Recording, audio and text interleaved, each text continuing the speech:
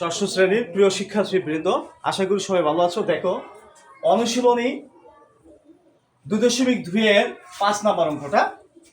একটি স্কুলের শিক্ষার্থীর সংখ্যা 500 জন, এর মধ্যে ছাত্রীর সংখ্যা 40%, ওই স্কুলের ছাত্র সংখ্যা নির্ণয় করো।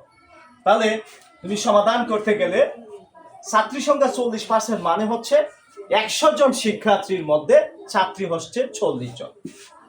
এই দেখো, 100 জন শিক্ষার্থীর মধ্যে ছাত্রী সংখ্যা 40%, তাহলে ছাত্রী সংখ্যা 40 জন।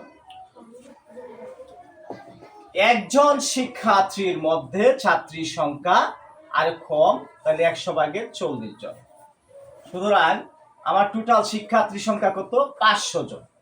তাহলে 500 জন শিক্ষার্থীর মধ্যে ছাত্রী সংখ্যা 40 ইন্টু 500, আরো বেশি, বা 100।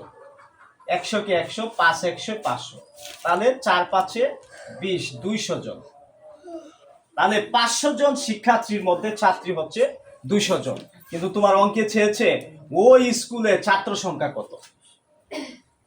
তাই সুতরাং ওই স্কুলে ছাত্র সংখ্যা, টোটাল শিক্ষার্থী 500 জন, ছাত্রী 200 জন, বাদ দিলে তাকে কত? 200 দিয়ে 500 থেকে 200 চলে গেলে 300 জন। তাহলে উত্তর তোমার ওই স্কুলে ছাত্র সংখ্যা কত? 300 জন। Am I clear?